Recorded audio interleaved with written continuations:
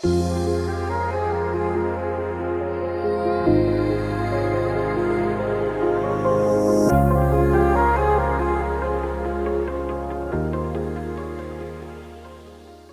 as our 2-day summit comes to a close, this closing discussion brings together us with some key partners who are bringing forward the global initiative for information integrity and climate change that we spoke about this morning with Charlotte Scandon and Camille Grenier. For this discussion, I am just delighted that we have Nina Santos, Deputy Secretary for Digital Policies from the Secretariat of Communications of the Presidency of Brazil, joining us for a concluding discussion, and Camille Grenier, the Director for Information, the Forum for Information and Democracy, has kindly agreed to rejoin this discussion. So I want to start this dialogue, Deputy Secretary, first that people understand what the climate is in Brazil with respect to digital policies right now. Brazil's been referenced several times through the summit as a leader on some aspects of the agenda that we've been talking about, including, we know this week you've passed important harms legislation with respect to children. You have major legislation pending akin to the European Digital Services Act. And I was wondering if you could first just explain Brazil's approach on information integrity and how that is being pursued through digital policies. Of course. First of all, good afternoon to everyone. Thank you so much, Jennifer, for the invitation to be here with you. It's a pleasure. Thank you, Camille, for joining us at this session. I'm so very, very sorry for not being there with you today, but unfortunately, last minute, it was not possible. But I'm happy to be able to share a little bit with you what's going on here in Brazil and hear a little bit about the discussions that you have been leading during the summit. We have been through busy days that should continue busy on the road ahead of us, but I think it's important to mention some milestones that should be considered in this discussion, both around information integrity in a more broad sense and about specifically information integrity and climate change. So as you mentioned, Jennifer, we did pass a first legislation on platform regulation about specifically children and adolescents. It was sanctioned this week. It seems like 2 months ago, but it was actually on Wednesday. So it was a very long process that started on our Senate and then went to the Chamber of Deputies and then went back to the Senate because there was a change in the text. And now finally it was sanctioned by the president.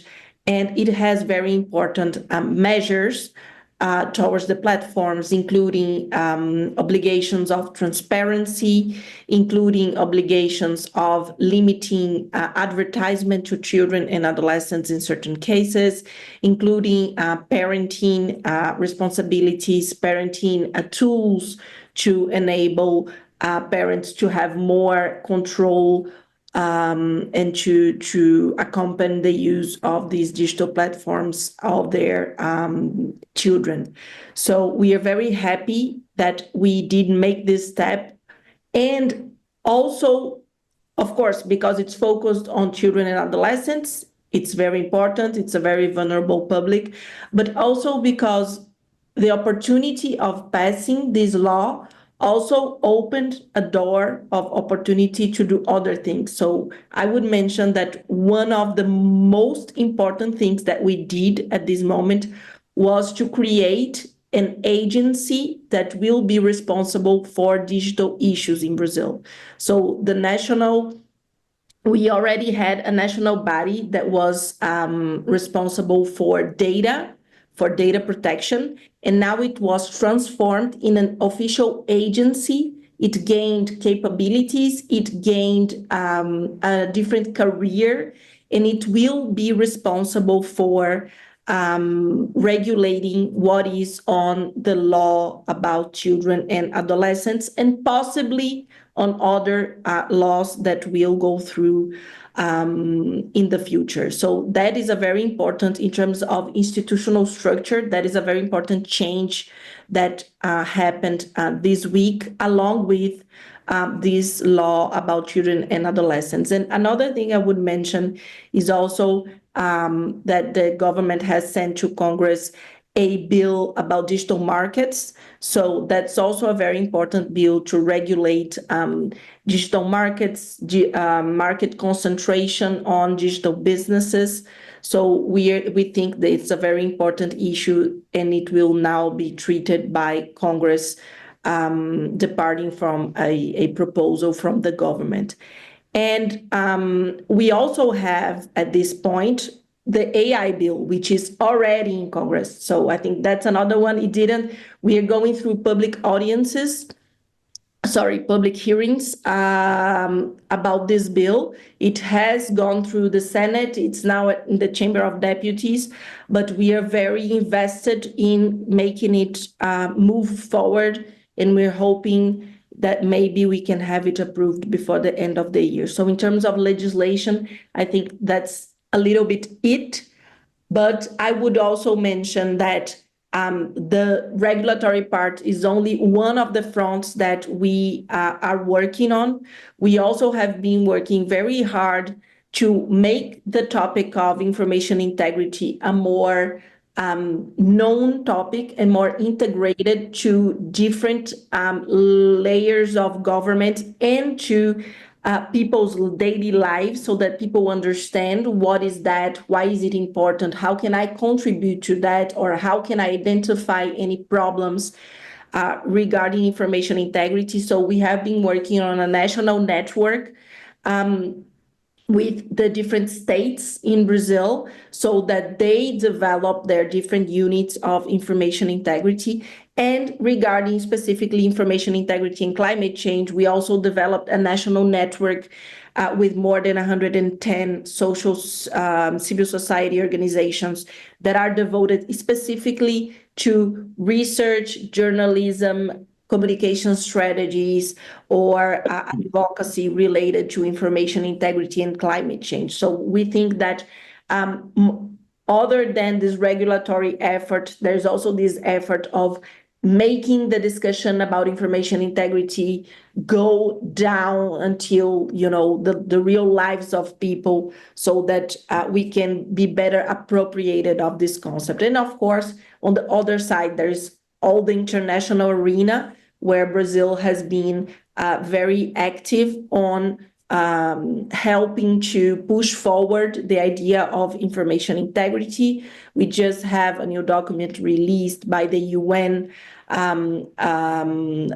expressing a little bit of accompanying how the idea of information integrity has been developing in the last period, and Brazil is mentioned there through the Global Initiative on Information Integrity and Climate Change.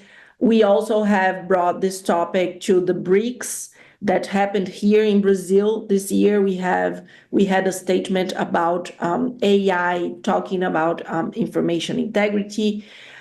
Lula, our president, has been also leading with Spain, Chile, Uruguay, and Colombia, a reunion of leaders in the defense of democracy that has 3 pillars on the agenda. One of the pillars is the digital agenda, and information integrity is also a central point there. So, and of course, for the first time, we have this year information integrity at the action agenda of COP. So that's a major milestone for us. Of course, it's not only Brazil's action, very far from that.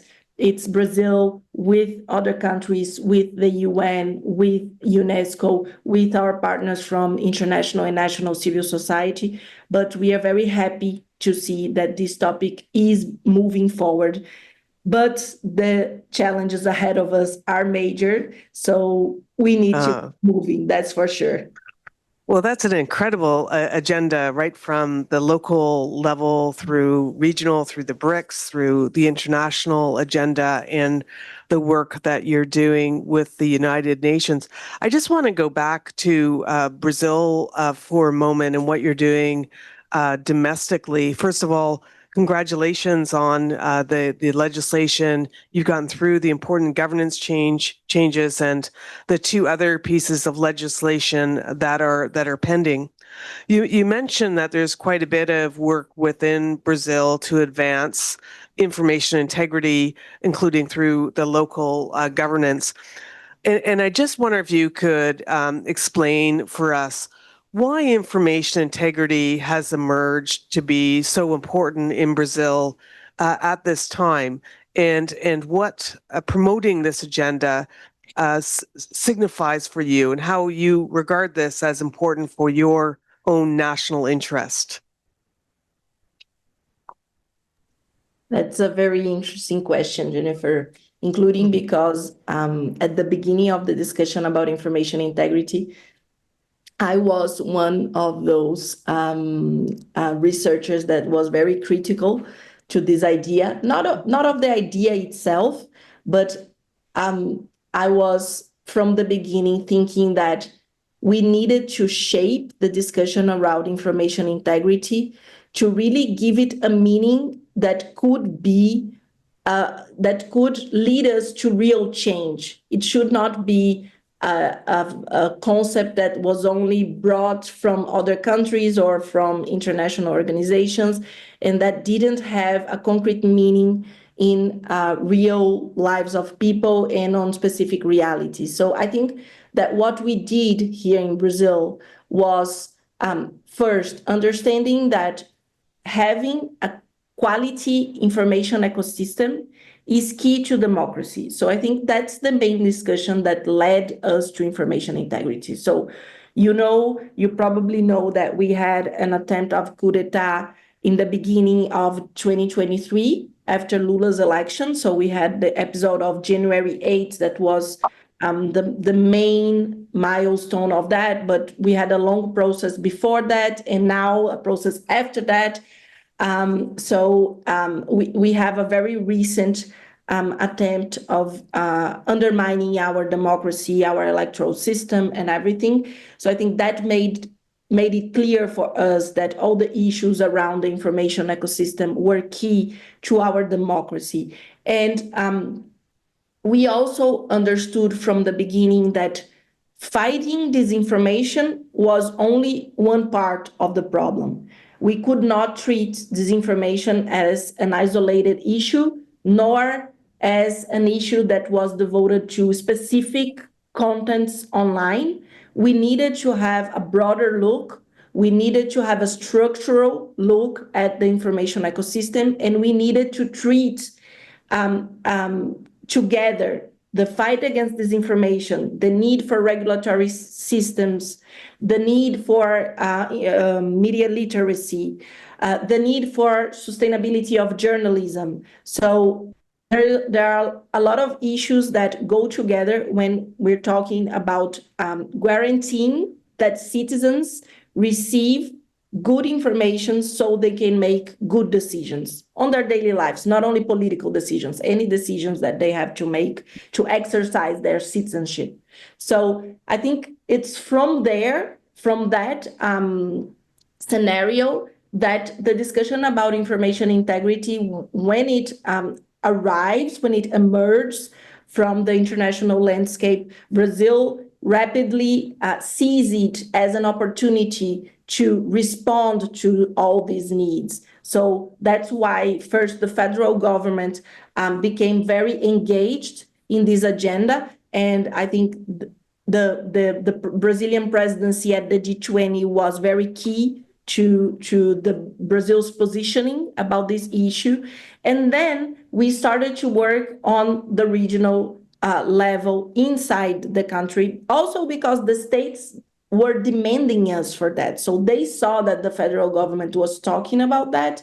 And they were wondering, like, how can we, okay, we understand that's important. How can we participate on that? What can we do? You know, we have these different programs here in our states regarding media literacy or regarding, you know, education for the youth around media use or things like that. How can we connect that with what you are doing? So some of the pilots that we were doing on the federal government, we have a very interesting pilot called Health with Science that is devoted to information integrity on health issues, especially vaccination issues. We have another pilot about sustainability of journalism incubators.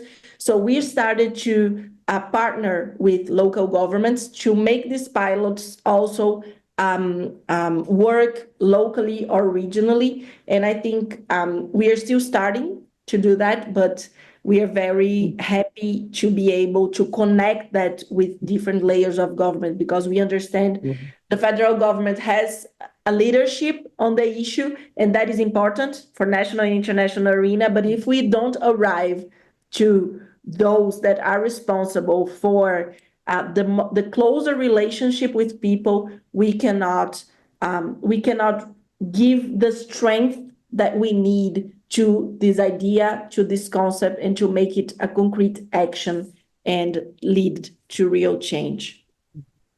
So you've referenced information integrity and the importance in advancing democracy, journalism, health. You've used that as an example. I wonder if we can just shift to talk about the global initiative for information integrity in climate change. And first of all, you know, this is a partnership between the government of Brazil with the United Nations. We did speak to Charlotte Scandon from the United Nations this morning, and with UNESCO, who's one of the sponsors of our conference today. And just wondering, first of all, if you could signal why now? Why do you think this initiative is now? Why did Brazil want to galvanize this movement? And why have you made it a really important theme for the conference of parties in Belém in November? So from the beginning, our approach was that we needed to make the discussion about the information ecosystem concrete. The same thing for information integrity. So we always had this discussion about how can we make people understand that what happens online doesn't stay online. It has real effects on people's lives. That's what makes it urgent to act upon this issue. So we started with nationally with health issues on 2023, and on 2024, at the end of the Brazilian presidency, there was again this discussion about like how could we move forward? What should we bring? What issue should we bring to the discussion about information integrity that was urgent enough on the national agenda and the international agenda, and that could help people to understand how concrete are the issues about information integrity. That's how the issue about climate change emerged, because it is an urgent matter, and also because Brazil was hosting COP30 this year. So we decided that it could be a second experiment in a different scale, because again, the first experiment was and is national. It's a government program that we work between the Communication Secretariat and the ministry, the Health Ministry, along with other governmental bodies. But the second experiment about climate change, we understood that there was enough interest, there was enough effort, and there was enough alignment for it to be an international program. So that's how the Global Initiative for Information Integrity and Climate Change started, in this collaboration between Brazil, UN, and UNESCO, and it also gathered different civil society and university actors on our advisory board, so that we can give it the the strength and the knowledge that is being already produced in society, and that's how it emerged at the end of 2024, and it has been a long way from there because the path to COP30 has been intense.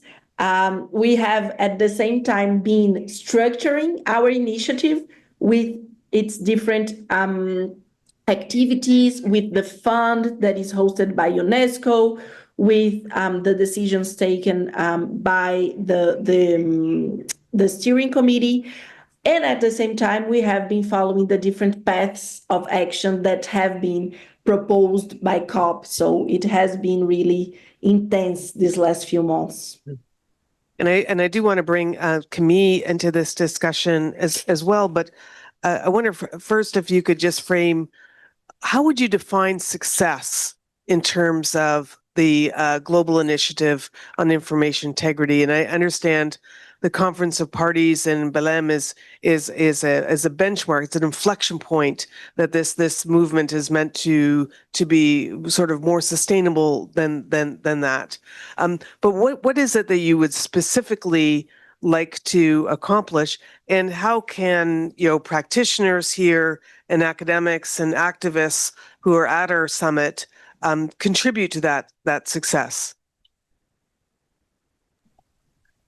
I think we can measure success in different ways, but I would say that one of the things that is really key to our action is promoting collaboration between governments. So concrete actions between governments towards information integrity for climate change. That's something that we have been working on very hard between the different governments that are already part of the initiative, and that is growing rapidly. We should have more countries joining soon. So this collaboration between governments at the institutional level is one of the things that is key. The second one is promoting good standards and good experiences that are being done in civil society, in universities, by researchers, and making these good examples, these good experiences, these standards that are being built be visible to more people and serve as examples to other countries. Of course, we always have, when we're talking about the digital issues, we always have to balance how international all these issues and challenges are, and at the same time, how national realities impact really hardly on how should we deal with these challenges. But we really think that best practices that are being built worldwide we can profit from them if we make them visible. So that is a second thing. And a third thing is also promoting independent networks between different actors, not government actors, other actors. So promoting networks between them. It's very interesting to see that what we did here, we did a local, a national chapter of the initiative here in Brazil, the one I mentioned that has more than 110 organizations affiliated to it. And it is working. It's not, I wouldn't say it is completely independent from the government, but they are self-organized. So they are organizing events, they are organizing workshops. We help them with logistics, we help them with access when we're talking about governmental events. But it's very interesting to see how they move themselves, by themselves. It's very interesting to see, and I think that also helps us to go back to the beginning. The idea of making this discussion concrete means that we cannot only stay at the institutional level. We need to use the institutional level to leverage and to help other initiatives to move forward. But we need the knowledge, we need the sensitivity, we need the data that is being produced in different parts of society. So I think those are some of the measures of success that we're looking for. Well, thanks for sharing that. You've referenced a lot of the issues that we've been talking about over the past two days, and what's also come through is a strong link between information integrity and climate change and democracy. And Camille, your organization has also been very involved in creating a political impetus for this movement, and wondering if you could also be specific about what you hope to accomplish in the next steps of action that's being fomented by the IFD. Thank you so much, and thank you for giving me the opportunity to speak again today. And great to see you, Nina, although on live stream. I would add one point for the global initiative that may be less diplomatic, but increase the funding. Really, I mean, it has been said over and over today that if we want to sustain the research, if we want to sustain the networks, we desperately need the fund that is hosted at UNESCO to move from the 1 million that was pledged by and actually paid by Brazil. And we need other countries to step in. We need Canada to step in. We need France to step in. We need all this coalition of countries to step in and to really dramatically increase. Not only is the level of funding has always been low, but with the US withdrawal, with the USAID being cut off, with the National Endowment for Democracy cutting all this funding on information ecosystems, civil society researchers working on these issues are facing, and I can say that because I lead one of these organizations, existential threats right now. If we don't manage to get this level of funding, it will be complicated to sustain all this work. So I don't want to sound too pessimistic, but really this is a call for action.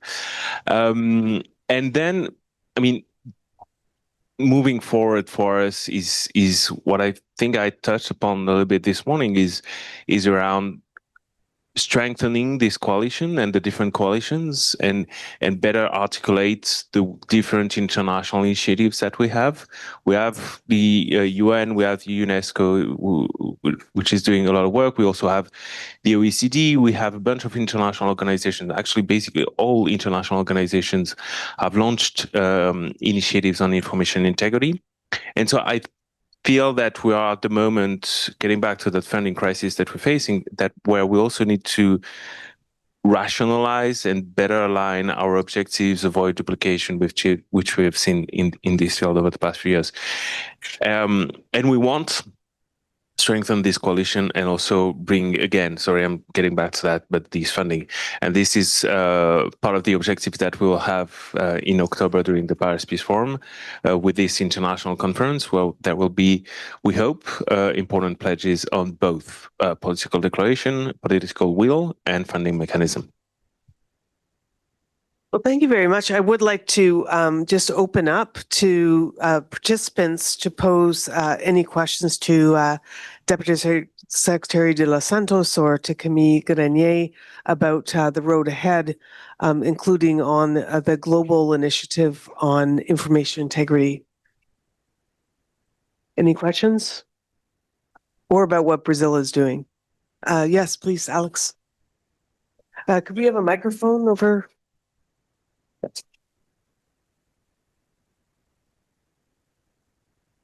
Hi. Yeah, it's a question about Brazil in particular. I'm curious about how's been the opposition to this legislation, and in particular the ecosystem. Perhaps I'm not familiar with the exact landscape, political landscape in the different states of Brazil, because you've mentioned that there's also been work at the state level and coordination with the federal initiatives. So, has there been strong efforts to disrupt these initiatives, or has there actually been fruitful negotiations in this regard?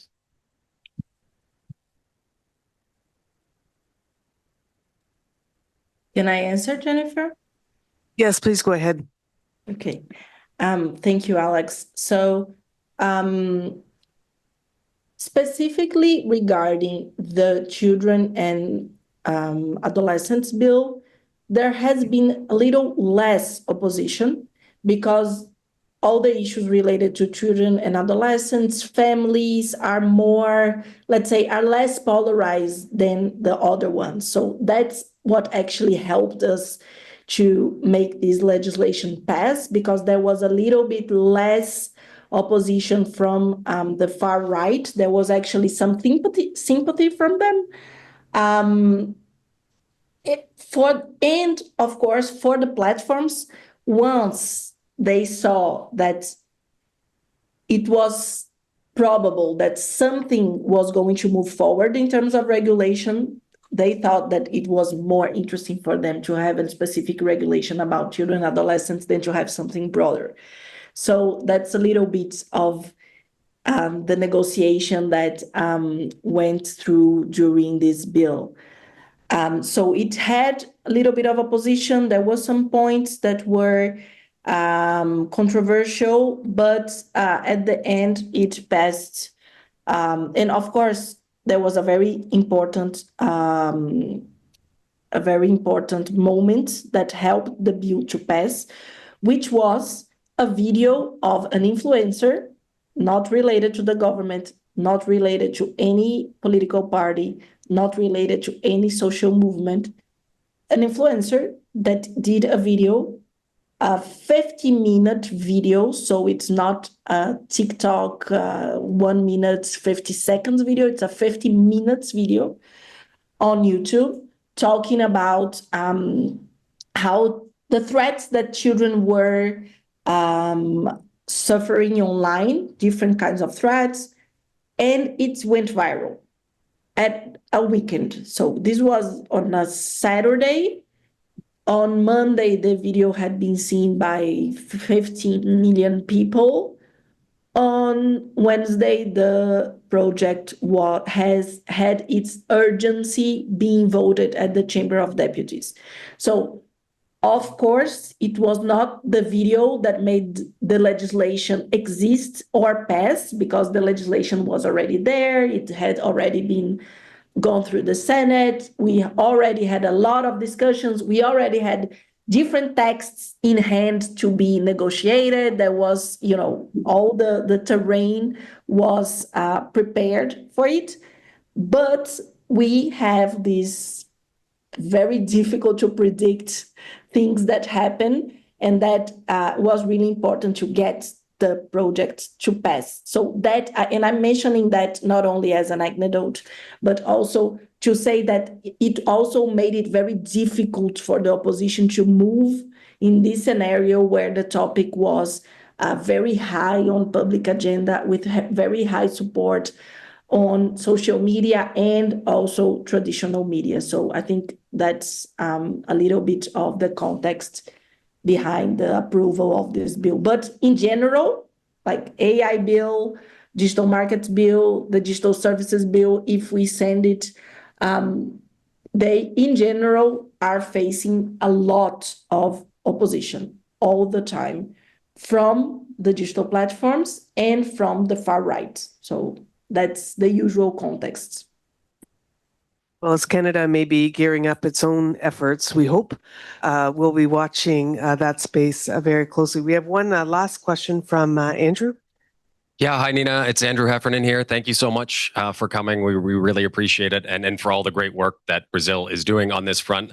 I want to build on what you were just speaking about and kind of attack directly the elephant in the room, which is Donald Trump. To what Jennifer just mentioned, I think everyone more or less in this room is sort of active in trying to get Canada to sign on to the global initiative, as well as to just act more effectively on climate change in general, and more broadly on information integrity. If I had to guess, and I don't work in the PMO, so I'm not exactly sure what's going on there or with Prime Minister Mark Carney at this moment, but my guess is there would be some hesitation with Canada and similar types of actors for signing on to the global initiative, because even though it's a fairly low barrier to entry, an important global initiative, I could see there being blowback in this ongoing trade war and everything else going on between the United States and Canada and so many other countries. I'm wondering if you have any light to shed on how like-minded countries like Canada can kind of develop the political will to push back that you guys seem to be doing so well. I think Brazil is really standing up to Trump in an impressive way. And I wonder if you can suggest, is it political buy-in? Are the people of Brazil behind these kinds of actions? And what can Mark Carney, what can similar like-minded countries learn from the really impressive actions you guys are taking?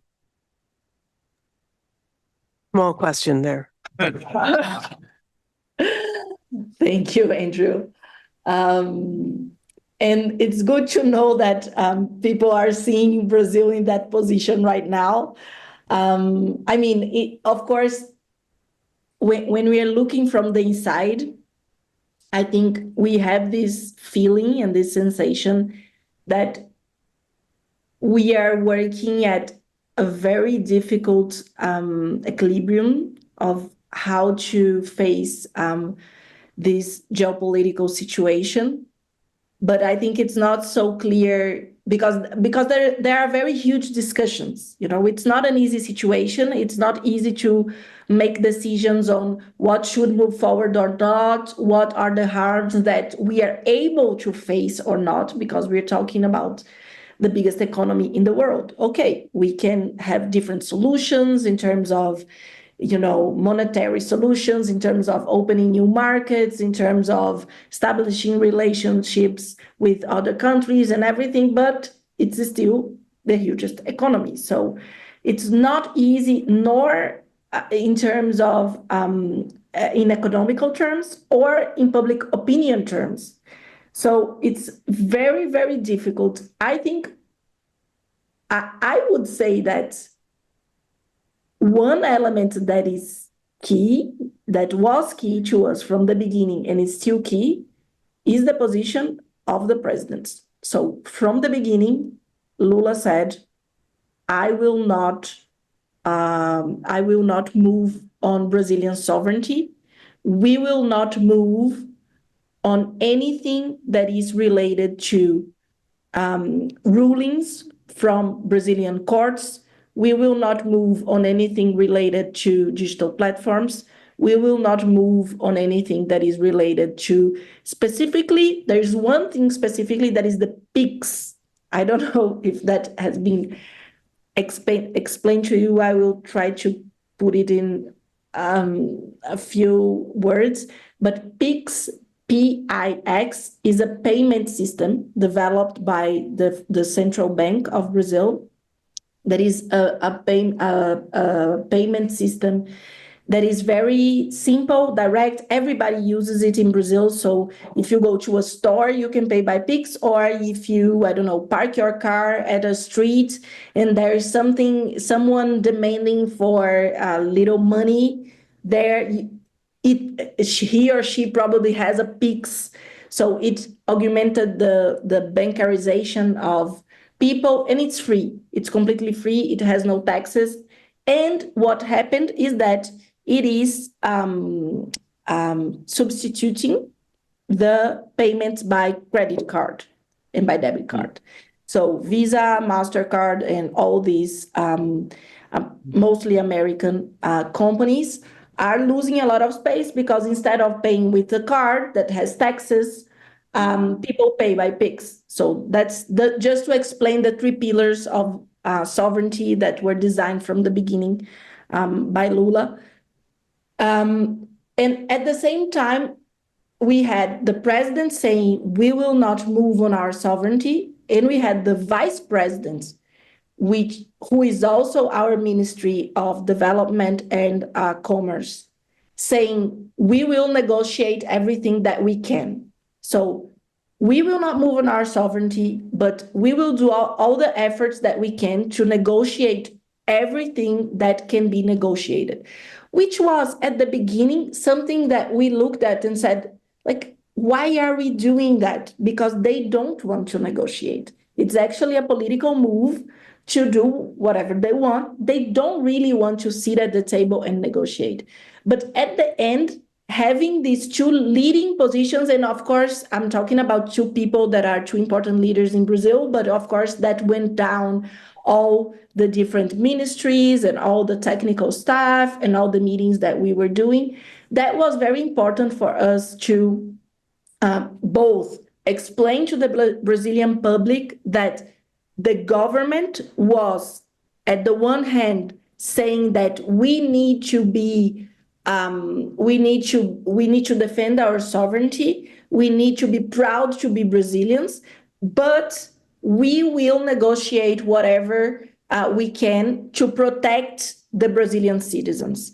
So I think that was a different, there was a delicate frame that they were able to make, we were able to make in certain instance that really helped us to move forward. But when you look from the outside, it's much more homogeneous than when you look from the inside. At a certain moment, I remember we had a public, how can I say that?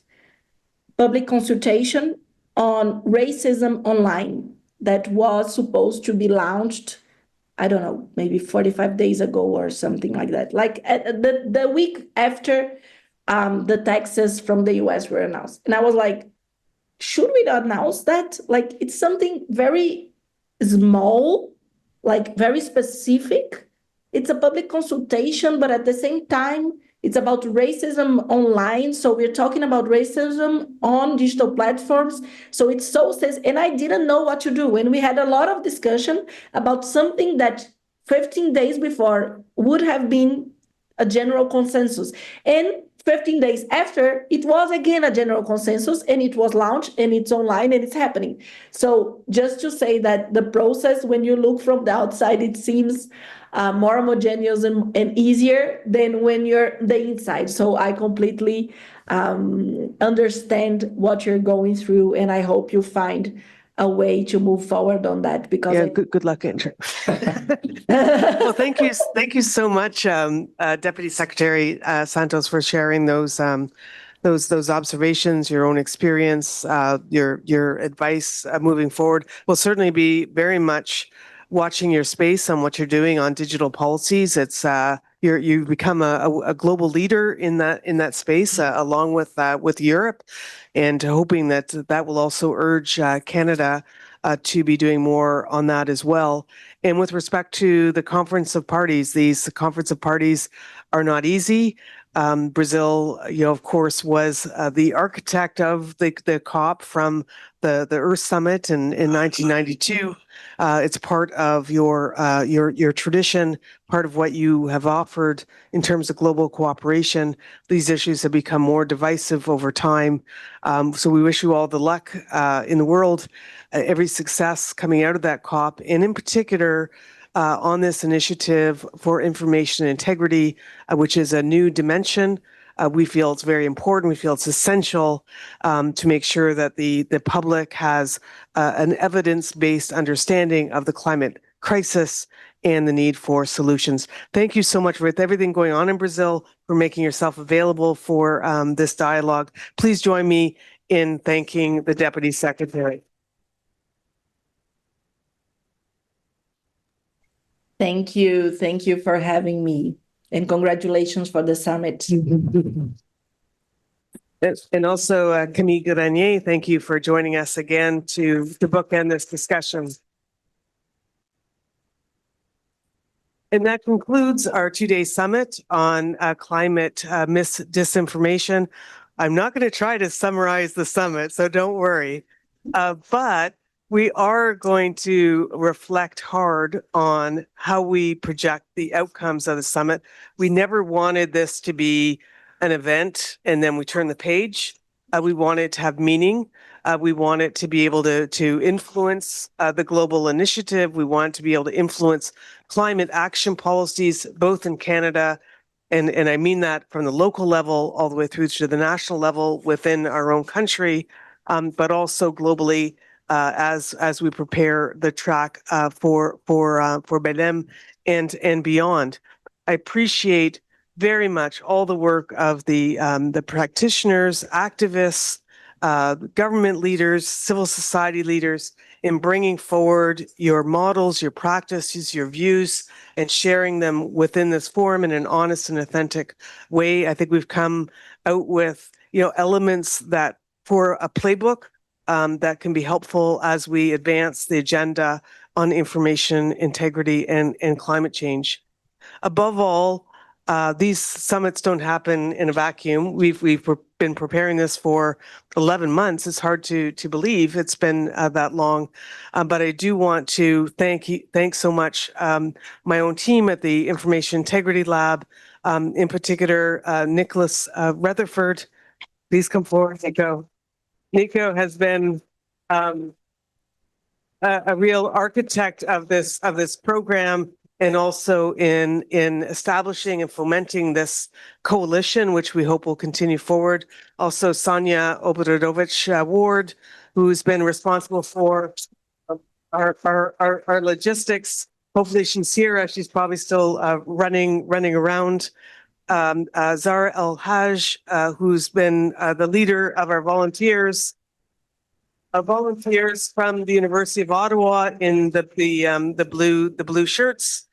Richard Benet, who's also here, who's been a great resource. Our climate associate, Andrew Hepperton, also a politician. He's been essential for providing that climate subject matter expertise. And Danielle Nicola is here, who's is an alumni from the lab. And who is very important in the early stages. He was also a co-author of our Arctic and climate change paper, which is one of the products that we presented. We also benefited from the Professional Development Institute support, their marketing team, and their also systems and their finance team, which helped make all this possible. Above all, the Trottier Family Foundation, without whose support we would not be able to make this summit possible, along with a contribution from the Canadian Commission on UNESCO. Just a challenge to all of you. We will do our best to make sure that these outcomes are faithfully reflected, that we bring forward all the different practices and tools that you have shared with us to make sure that those are given life and continuance. But really, it's up to you. It's up to you to carry forward, what you've learned from here, and to put them into practice. So, my charge to you is, don't go home and just reflect on the experience, but go back to your organizations and start to think, what can you put in practice that either advances information integrity or specifically climate action informed by the lessons that you've learned here today. And it's been a real honor and pleasure to work with all of you, and wish you all the best as you return back to your homes and your organizations. Maybe one quick round of applause for Jennifer Irish, who has also led us through this and made it all possible for the past few years and leading right up to the summit.